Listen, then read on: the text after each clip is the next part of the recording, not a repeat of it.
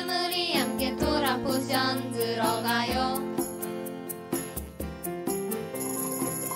지금 우리 함께 베레시트 불러봐요.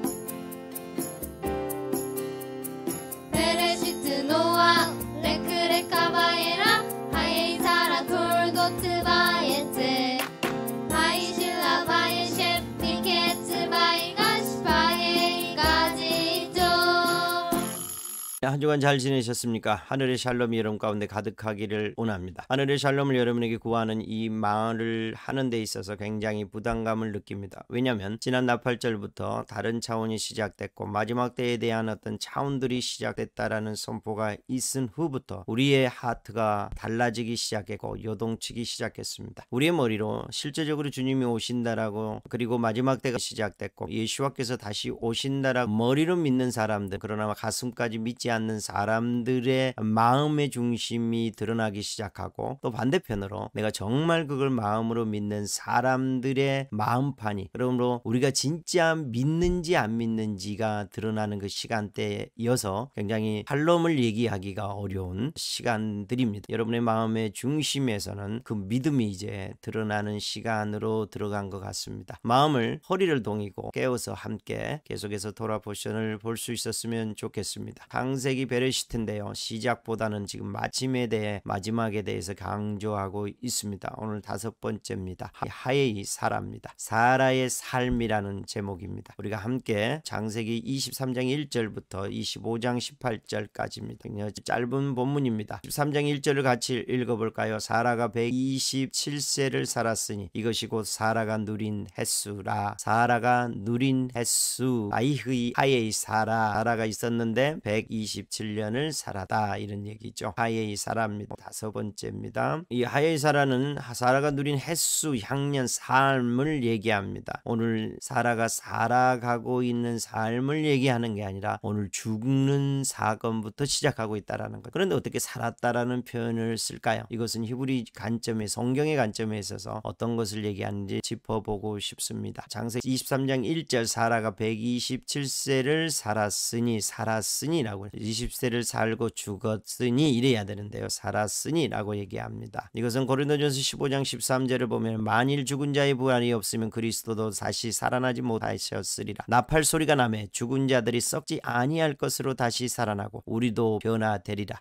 썩지 아니할 것으로 다시 살아나고 다시 살아날 것이다. 부활에 대한 얘기죠. 그러므로 죽음은 어디로 가는 거예요? 곧 다시 사는 부활로 가는 것이 성경의 입장입니다. 이 땅에 삶이 있는데 살아다, 이 땅의 삶은 어디를 향해 가나요? 죽음을 향해 갑니다. 죽음은요, 이 땅의 삶은 죽음을 향해 가는데 죽음은 뭘 향해 가요? 영원한 생명을 향해 가는 것이 성경적 표현입니다. 그러므로 사라가 오늘 127세에 죽었다라고 표현하지 않죠. 27세의 삶을 살았으니라고 표현합니다. 왜냐하면 죽은 이후에야 비로소 진짜 하나님과 함께하는 삶이 시작되기 때문이죠. 그러므로 죽음은 곧 삶으로 변하는 것이 성경의 표현입니다. 그렇다면 23장은 사라가 죽고 나서 묻힐 매장지를 사는 장면이 나와 있습니다. 나그네고 거루하는 자인데 아브라함이 매장지를 굳이 사야 하는 이유가 뭘까? 죽은 자를 위해 매장한 것이냐, 아니면 목축하기 위한 것이냐, 이것은 어떤 의미가 있을까? 이것을 보고 싶습니다. 왜 매장지를 사라 할까요? 나그네 거루자면 그냥 매장지 없어도 되잖아요, 그죠? 꼭 굳이 나그네고 거루하는 자면 매장지가 필요할까요? 그렇지 않는데 왜 오늘 매장지를 굳이 살까? 반드시 이 땅을 차지할 것이라는 의미인가? 반드시 너의 자손들은 가나안 땅을 차지할 것이라는 예표로 얘기해 놓은 것일까요? 이것도 고민되는 부분입니다. 또 목축을 할 건가? 그 조그마한 땅을 사서 목축에 어떤 필요한 기반, 또한 거점을 만들기 위한 것일까요? 도대체 무엇인지 살펴보고 싶습니다. 23장 10절에 그 밭의 주인, 밭을 사려고 하는, 밭과 굴과 거기에 밭을 사서 매장하려고 하는 그 주인이 에브론인데요, 에브론이 이렇게 얘기하죠. 그가 헷족속 곧 성문에 들어온 모든 자가 듣는 데서 아브라함에게 내 주여 그리 마시고 내 말을 들으소서. 내가 그 밭을 당신에게 드리고 그 속의 굴도 내가 당신에게 드리되 내가 내 동족 앞에서 당신에게 드리오니 당신의 죽은 자를 장사하소서. 그렇죠. 하라라고 얘기하죠. 그래서 아브라함이 아니다, 내가 당장 반드시 사고 싶다, 허락해달라고 얘기하자 또 얘기를 합니다. 내 주여 내 말을 들으소서. 땅값은 은 400세겔이나 그것이 나와 당신 사이에 무슨 문제가 되리까? 당신의 죽은 자를 장사하소서. 아브라함이 에브론에 말한 대로 상인이 통용하는 은 400세겔을 달아 에브론에게 주었더니 마므레 앞 막벨랄에 있는 에브론의 밭과 거기에 속한 굴과 그 주위에 둘린 모든 나무가 성문에 들어온 모든 해족속이 보는 데서 아브라함의 소유로 확정된지라. 지금 우리로 말하면 매매 증서에 도장을 찍고 확정하는 장면이 나와 있습니다. 창세기 49장 29절에 야곱이 죽기 전에 유언하는 장면이 나옵니다. 그가 그들에게 명하여 이르되 내가 내 조상들에게 돌아가리니 나를 햇사람 에브론의 밭에 있는 굴에 우리 선조와 함께 장사하라. 이 굴은 가나안 땅 마므레 앞 막벨라 밭에 있는 것이라. 아브라함이 그 햇사람 에브론에게서 그 밭과 그 함께 사서 그의 매장지를 삼았으므로 아브라함과 그의 아내 사라가 거기 장사되었고 이삭과 그의 아내 리브가도 거기 장사되었으되 나도 내 알을 그곳에 장사하였노라. 그러면서 야곱 자신도 거기에 묻어달라고 유언하는 장면입니다. 왜 그랬을까요? 왜 하나님께서 아브라함에게 매장지를 사는 행위를 하게 하셨을까? 이것을 통해서 말씀하시고자 하는가 무엇일까? 마므레 앞 막벨라 밭에 있는 무덤 굴에 누가 들어가 있는고 언제 들어갔을까? 제일 먼저 사라가 들어가, 그리고 아브라함이 들어가죠. 그리고 리브가가 들어가고 이삭이 들어가, 그리고 야곱이 들어가기 전에 레아가 들어가. 순서도 되게 재밌습니다. 이 땅에 신부들이 먼저 들어가죠. 예표적으로 사라, 리브가, 레아가 먼저 들어가고, 그리고 남자지만 신랑을 기다리는 레아의 신랑 야곱이지만 또 야곱의 신랑 예수아를 기다리는 남자들이 그 다음에 들어가는 모습을 볼 수 있습니다. 그렇다면 이것은 이 매장지는 누구만 들어갈 수 있는가? 누구만 들어갈 수 있나요? 죽은 자만 들어갑니다. 너무 재밌지 않아요? 목축을 위한 것일까요? 아니면 이 땅에서 반드시 이 땅을 기업으로 얻을 것에 대한 표징일까요? 너무 재밌는 건요, 이 땅은, 이 매장지는 죽은 자만 들어간다는 것입니다. 한 230년에 걸쳐서 아브라함, 사라부터 야곱까지 들어가게 되어 있습니다. 이것이 우리에게 주는 의미가 무엇일까요? 세 가지 정도를 찾아보고 싶었습니다. 반드시 기업을 얻는다. 근데 이 땅에서 기업을 얻는 것의 표징일까요? 죽어야만 얻는다. 저와 여러분도 마찬가지입니다. 이 땅에서 삶을 마감해야만 예수 그리스도께서 오실 때, 그때 우리는 하나님의 나라를 기업으로 얻게 될 것입니다. 이 땅에서는 얻지 못하는 죽어야만 얻게 되는 거죠. 그리고 또 하나는 죽음이 끝이 아니에요. 진짜 삶은 언제 있다? 죽음 이후에 영원한 생명이. 또 하나는 뭘까요? 이 땅은 나그네고 거루민으로 사는 거다. 이 땅에서 왕노릇 하는 게 아니다. 우리가 이 땅에서 탁월하게 해서, 이 땅을 정복해서, 이 땅에 어떠한 것을 해서 내가 군림을 해서 이 땅에서 왕노릇을 할 거라고 생각 아니다. 너 이 땅은 섬기는 자고, 이 땅은 거루민이고, 이 땅은 나그네일 뿐이다. 언제 왕노릇 할 것이냐? 그날에, 예수께서 오시는 그날에, 우리가 죽은 이후에, 부활한 후에야 그날이 올 것이다. 그러므로 너희는 기억하라. 우리에게는 죽어야만 들어가는 것이다 라고 얘기하는 것이죠. 이것은 굉장히 중요한 포인트를 주게 됩니다. 히브리서 11장 8절 볼까요? 믿음으로 아브라함은 부르심을 받았을 때 순종하여 장래의 유업으로 받을 땅에 나아갈새 할 바를 알지 못하였고, 또 거루하여 약속의 땅에 거루했죠. 그리고 함께 받는 이삭 및 야곱과 더불어 장막에 거하였죠. 그 텐트, 임시 장막에 거했다라는 거예요. 그리고 이는 무엇을 바라요? 그가 하나님이 계획하시고 지으실 터가 있는 성을 바랐다. 임시 거처의 장막에 그가 머물렀고, 진짜 우리에게 줄 영원한 성은 언제? 우리가 죽은 후에 예수와께서 오실 때 가능하다라고 이들은 믿었다라는 겁니다. 그리고 믿음으로 사라 자신도 나이가 많아 단산하였으나 잉태할 수 있는 힘을 얻었으니 이는 약속하신 일을 미쁘신지 신실하신 그분임을 믿었다라는 거예요. 이러므로 죽은 자와 같은 한 사람으로 말미암아 하늘의 허다한 별과 또 해변의 무수한 모래와 같이 많은 후손이 생육하였느니라. 이 사람들은 다 믿음을 따라 죽었으며 뭘 못 받아요? 저 여러분이 여기를 잘 생각해야 됩니다. 약속을 받지 못하였다. 이 땅에서 주기로 했던 어떠한 것들, 그들이 믿음을 따라 살아야지 이 땅에서 얻을 수 없다라는 거죠. 약속한 것들에 대해서 먼 미래에 예수와께서 다시 오실 때 받아야 되고, 이 땅에서는 받지 못하였다. 그것들을 멀리서 보고 환영하며 또 땅에서는 외국인과 나그네임을 증언하였으니 그들이 이같이 말하는 것은 자기들이 본향 찾는 자임을 나타냅니다. 그들이 나은 바 본향을 생각하였더라면 돌아갈 기회가 있으려니와 그들이 이제는 더 나은 본향을 사모하니 곧 하늘에 있는 것이라. 이러므로 하나님이 그들의 하나님이라 일컬음을 받으심을 부끄러워하지 않으시고 그들을 위하여 한 성을 예비하셨다. 우리의 본향, 우리가 거할 성은요, 예수와께서 오실 때 얻는 거지 지금 이 땅에서 우리가 만족하고 안정을 누리고 어떤 성을 얻는다라는 것은 성경적이지 않다라는 얘기죠. 오늘 매장지를 보면서 죽어야만 얻을 수 있는 것을 왜 우리는 지금 이 땅에서 안정적 어떤 매장지 기업을 얻으려고 하는지, 주님은 그렇지 않다라고 오늘 얘기를 하고 있습니다. 지난주 도라포션에서 아들이 바쳐짐으로 하나님의 아들을 위해 선택한 신부가 태어났잖아요. 창세기 24장으로 넘어갑니다. 그 신부를 찾아가고 데려오는 과정인데요. 일단 그 과정을 보도록 하겠습니다. 22장 23절에는 지난주죠. 아들이 죽었죠. 아들이 제물이 되죠. 실질적으로 죽은 거나 마찬가지로 어린 양이 수양이 대신해서 죽음을 당했죠. 그리고 예수와께서 오셔서 죽으셨죠. 죽음이 일어난 이후에 무슨 일이 벌어지냐고요? 신부 리브가가 태어나는 사건들을 보게 됩니다. 저와 여러분도 예수와께서 죽음으로 인해서 우리가 예수와의 보혈로 말미암아 새롭게 태어난 신부들이죠. 그리고 24장에서는 무슨 얘기를 하냐면요,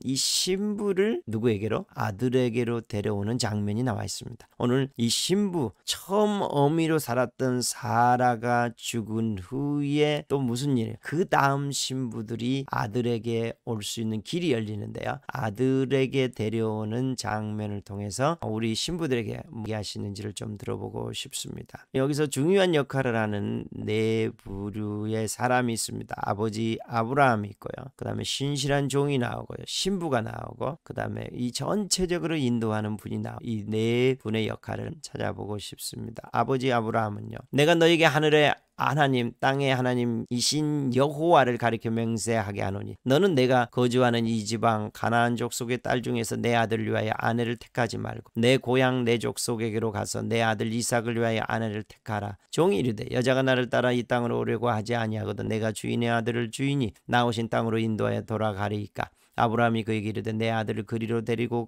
돌아가지 아니하도록 하라. 만일 여자가 너를 따라오려고 하지 아니하거든 이 맹세가 상관이 없다니 오직 내 아들을 데리고 그리로 가지 말지니라. 아버지가 뭐라고 얘기하는 거예요? 아브라함이 신부를 데려오도록 종에게 부탁하죠. 근데 신부가 있는 곳으로 가지 말라고 얘기해요. 아들에게로 신부를 데려오라고 얘기해요. 이건 굉장히 중요한 거예요. 신부는 아들이 있는 곳으로 가는 거지. 물론 예수와께서 십자가를 지셔서 신부를 찾으려고 아들이 오셔서 죽어주셨어요. 그리고 그 죽음으로 말미암아 태어난 신부들은 아들이 우리에게 오는 게 아니고 신부가 아들에게 가는 거죠. 두 번째, 이 신부를 데려오기 부탁받은 신실한 종의 모습이 나오는데요, 이 본문이 굉장히 많습니다. 그가 이르되 우리 주인 아브라함의 하나님 여호와여 오나건대 오늘 나에게 순조롭게 만나게 하사 내 주인 아브라함에게 은혜를 베푸소서. 이제 종이 명령을 받고 아브라함의 명령을 받고 가죠. 그리고 나서 우물가에 앉아 있었어요. 그리고 나서 하나님께 기도하죠. 하나님 순조롭게 만나게 아브라함에게 말씀했던 그 신부를 제가 만나게 해달라고 얘기하는 거죠. 사람의 딸들이 물길르러 나오겠사오니 내가 우물 곁에 서 있다가 한 소녀에게 이르기를 청하건대 너는 물동이를 기울여 나로 마시게 하라 하리니 그가 대답이 마시라 하고 또 내가 당신의 낙타에게도 마시기래 하면 그가 정한 자임을 알겠습니다. 이렇게 기도하죠. 그리고 나서 그 앞에 음식을 또 그렇게 해서 리브가를 만나서 그 집으로 들어가죠. 그리고 그 집에서 이제 그 앞에 음식을 베푸니 그 사람이 이르되 이 종이 뭐라 하냐면 내가 내 일을 진술하기 전에 먹지 아니하겠느냐. 정말 신실하잖아요. 종은 주인의 역할을 하잖아요. 종은 주인이 시킨 것에 대해서 잊어버리지 않고 그것을 명령을 수행하는 것을 더 소중히 여기는 것을 보게 됩니다. 이게 신실한 종의 역할이죠. 여호와께서 나의 주인에게 크게 복을 주시어 창성하게 하시되 나의 주인의 아내 사라가 노년에 나의 주인에게 아들을 낳으매 너는 내 아들을 위하여 내 족속에게로 가서 내 아들을 위하여 아내를 택하라. 쭉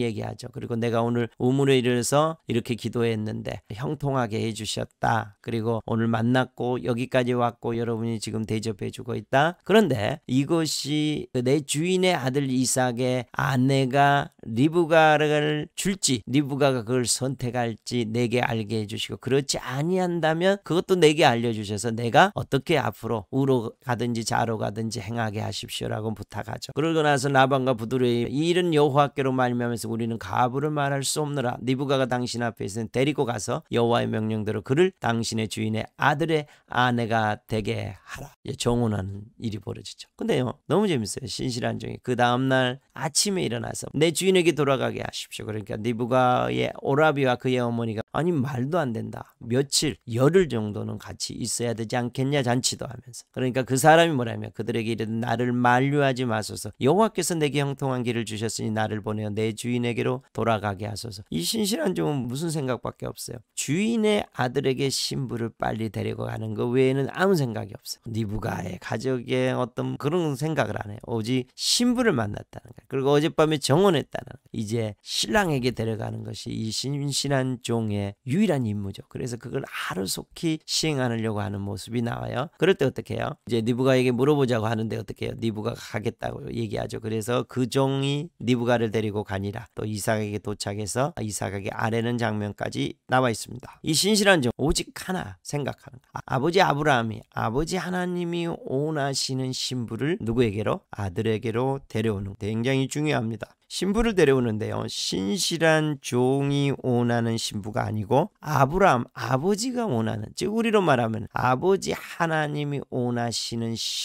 신부가 되는가. 그리고 그 신부를 데려오는 것이 신실한 종의 모습이다. 저와 여러분이 함께하는 사람들이 그리고 함께하는 교회와 교회의 모든 성도들이 여러분이 원하는 신부가 되는 게 아니라 내가 원하는 신부가 되는 게 아니에요. 아버지 하나님이 원하는 신부가 되어 있느냐가 중요하다는 거죠. 그들만이 아들 예수와께로 갈 수 있을 것입니다. 세 번째 나오는 신부입니다. 나방과 부두레 니브가가 당신 앞에 있으니 데리고 가서 그를 당신의 주인의 아들의 아내가 되게 하라 했죠. 이에 그들이 먹고 마시고 유숙하고 아침에 일어나서 이르되 나를 보내 내 주인에게로 돌아가게 하소서 하니까 오라버니와 그의 어머니가 열흘 정도는 줘야 되지 않겠냐. 소녀를 불러 그에게 물으라 하니 니브가가 불러 그에게 이르되 네가 이 사람과 함께 가겠느냐? 그가 대답하되 가겠나이다. 와, 하룻밤 어제 저녁에 얘기했는데 아침에 일어나서 니브가가 하는 말이에요. 너 갈래? 지금? 아니면 열흘 정도 같이 있다 갈래? 그러면 거의 90% 이상은 며칠 3일이든 열흘이든 있다가 이 집을 좀 정리하고, 그죠? 그 엄마하고 작별 인사하고 또 못다한 얘기하고 친구들도 만나고 정리를 해야 돼 가지 않겠습니까? 라고 얘기하는데 어떻게 해요? 리브가는 그렇지 않아요. 가겠나이다 라고 얘기하죠. 친구가 없었을까요? 정리할 게 없었을까요? 전혀 다른 얘기죠. 신부는 정혼이 결정난 신부는요, 신랑에게 가는 것 외에는 더 소중한 것이 없는 거예요. 이것이 신부의 태도죠. 인도하는 분이 나오는데 이거는 본문 가운데서는 어떤 정확하게 나와 있지 않아요. 신실한 종과 함께 동행하는 모습이 있는데요. 이 신실한 종을 어떤 분들은 성령님의 역할을 한다고, 이것도 맞아요. 그렇죠? 신실한 종을 보면 성령님에서 신부를 찾아가고 그리고 기도하고 또 신부를 만나고 그를 아들에게 데려가는 모든 과정을 신실한 종이 해요. 이것을 성령님의 예표라고 얘기할 수 있어요. 그렇지만 또 다른 관점도 있어요. 신실한 종은 파수꾼이고 길을 예비하는 자, 정말 하나님의 명령을 받은 하나님의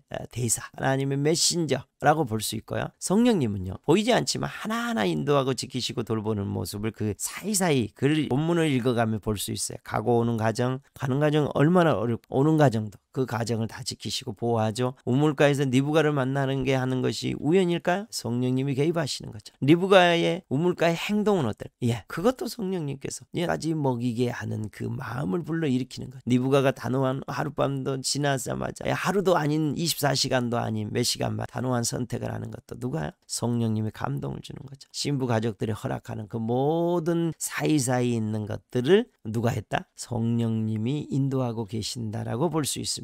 그래서 신실한 종과 함께 동행하는 성령님을 우리는 이 본문에서 읽어낼 수 있습니다. 이 네 가지를 정리해보면 아버지 아브라함은요, 아들을 데려오라고 신실한 종에게 부탁하고 신실한 종은 하나님이 아버지의 하나님이 원하시는 신부를 찾아 아들에게 데리고 신부는 신랑에게 가는 것은 더 소중한 거 없죠. 그 다음에 인도하는 분은 마음을 정한 신부들을 찾아 신랑 예수와께로 인도하는 분 성령님이시죠. 종과 성령님이 동행한 신부를 찾아가는 건 지금 상상해 보았어요. 좀 더 얘기하면 신부는요, 신실한 종은요, 오직 하나 아버지 하나님이 원하시는 신부를 아들에게 데리고 오는 것입니다. 여기에서 굉장히 중요한 것은 저와 여러분은 아버지 하나님이 원하는 신부가 되기를 원하고 있고 아니면 우리가 원하는 신부여야 되고 신랑이 우리의 우리에게 맞춰야 된다라고 생각하십니까? 여러분 고민 많이 하셔야 될 것입니다. 왜냐하면 내가 원하는 신부가 되려고 하는지, 아버지 하나님이 원하시는 신부가 되려고 하는지, 또 하나 우리의 자녀나 우리의 교회를 우리가 원하는 신부로 만드는 건지, 아니면 아버지께서 원하시는 예수와의 신부로 만들어서 예수와께 바치는지, 우리가 굉장히 고민해 봐야 될 부분입니다. 신실한 종의 요구에 대해 신부의 대답과 축복이 나와 있는데요. 이런 대담함이 어디서 나올까요?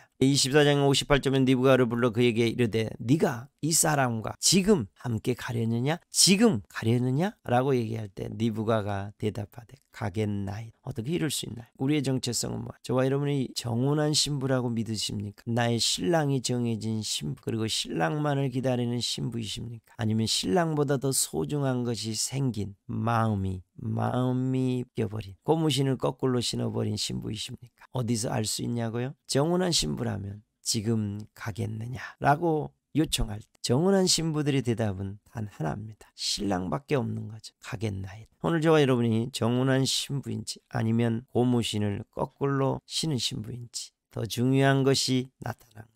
그걸 보고 뭐라고 얘기해요? 그걸 보고 두 마음이라고 얘기하죠. 다른 신랑을 선택하고 있다라고 얘기하는 것. 그리고 축복하는 장면이 나옵니다. 이런 니브가에게 그들이 그 누이 니브가와 그의 유모와 아브라함의 종과 그 동행자들을 보내며 축복하여 이르되 우리 누이여 너는 천만인의 어미가 될지어다. 아멘. 네 씨로 예수와께서 그 원수의 성문을 얻게 할지어다. 그래서 아브라함과 이삭의 아내 니브가를 통해 나온 씨가 어떻게 하는가? 원수의 대적의 문을 취하는 일들이 벌어지죠. 4단계를 보면 아들의 죽음을 통해서 신부가 태어나잖아요. 신부가 태어나서 그 신부들이 아들에게로 가기로 결정합니다. 그리고 나면 이 신부들을 통해서 무슨 일이 벌어져요? 대적의 문을 취하는 신부들이 나왔죠. 예수와께서 취했던 대적의 문을 계속해서 취하여 나아가는 저와 여러분이 신부이기를 축복합니다. 창세기 25장 나오는데요. 아브라함의 후처 그두라의 소생의 족보와 이스마엘의 족보가 나옵니다. 그런데 이들은 이스마엘 후손들은요, 형제의 맞은편에 거주하였다. 미디안의 후손들과 그리고 동쪽 지역이란 말과 함께 대적이 되었다라는 표현까지 있습니다. 이들의 족보와 아들을 찾아가는 신부는 어떤 관계가 있을까요? 이들은 결코 함께 할 수 없을까요? 아니면 이들을 분리시키는 이유가 뭘까요? 보았으면 좋겠습니다. 아브라함의 후처를 통해서 그두라를 통해서 많은 자녀들을 낳았습니다. 그죠? 시므란, 욕산, 무란, 미디안, 이스박, 수아 쭉 나오죠. 그리고 사라의 여종 애굽인 하가를 통해서 아브라함에게 낳은 아들 이스마엘의 족보는요, 장자 느바요, 게달, 압부의 이들은 12지도자들이었다. 이스마엘은 향년이 137세의 기후인이 다하여 죽어 그리고 그 자손들은 그 모든 형제의 맞은편에 거주하였다. 이 표현을 쓰고 있습니다. 보시면요, 아브라함이 이삭에게 자기의 모든 소유를 주었고 자기 서자들에게도 제사를 주어 자기 생전에 그들로 하여금 자기 아들 이삭을 떠나 동방 곧 동쪽 땅으로 가게 하였더라.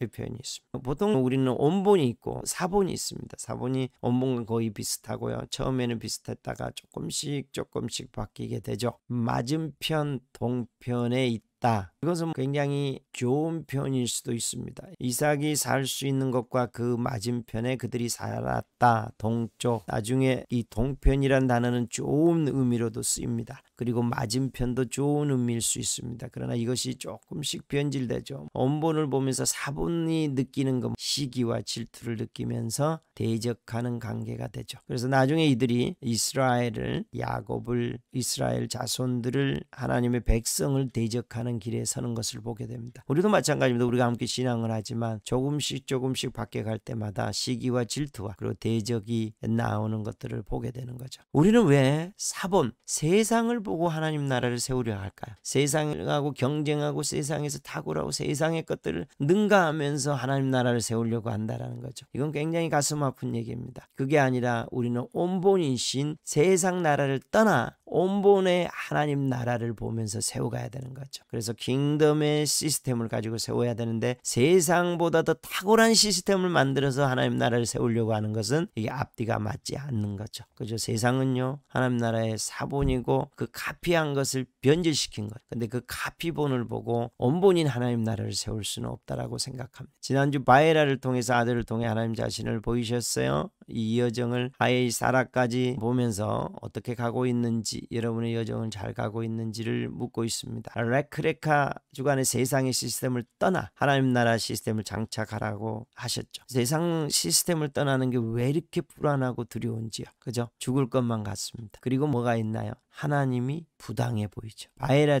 예슈아께서는요, 모리아산에서 예슈아를 보려면 모리아산으로 올라와라. 그리고 여호와 하나님을 만나게 될 것이다. 그리고 거기에서 내가 너에게 나타날 것이다. 우리가 세상 시스템을 떠나는데 부당하게 느끼시죠? 여러분, 예슈아께서 십자가를 지시는 건 우리가 생각해서 부당한 거야. 하나님의 나라는요, 우리의 눈으로 보면 부당해요. 그렇지만 하나님을 전적으로 신뢰한 자들의 앞에서는 정당하고 그것이 의예요. 저 여러분은 레크레카 하시기를 소망하고 또한 모리아산으로 올라가야만 될 것입니다. 하에이 사라. 정말 예슈아를 보려면요, 아들을 제물로 바치기 위하여 모리아산으로 가야만 예슈아를 보게 될 것입니다. 그 여정에 살아가는 자들에게 하에이 사라가 옵니다. 하나님께서 원하시는 정혼한 신부는 신랑만 바라보는, 정말 신랑이 오라고 하는 그런 초청, 그리고 내가 너를 데리러 하는 신실한 종을 보낼 것이다. 그리고 그를 따라오라 라고 얘기하는 하에이 사라를 보게 될 것입니다.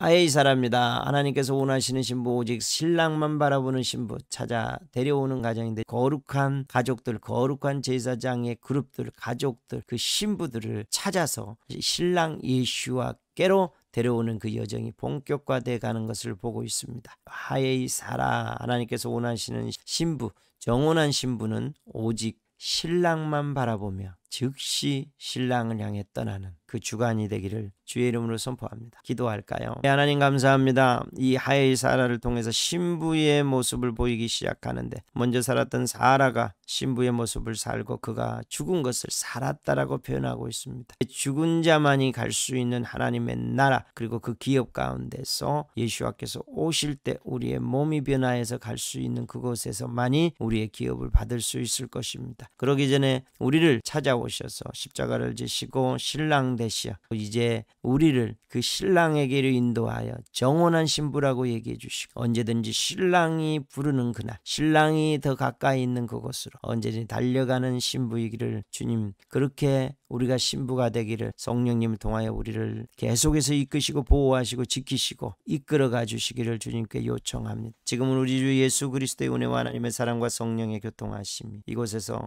리브가처럼 대적인 문을 취하는 어미가 되기를 원하는, 신부가 되기를 원하는 이곳에 있는 모든 형제자매 위에 지금부터 영원토록 함께 있을지어다. 아멘.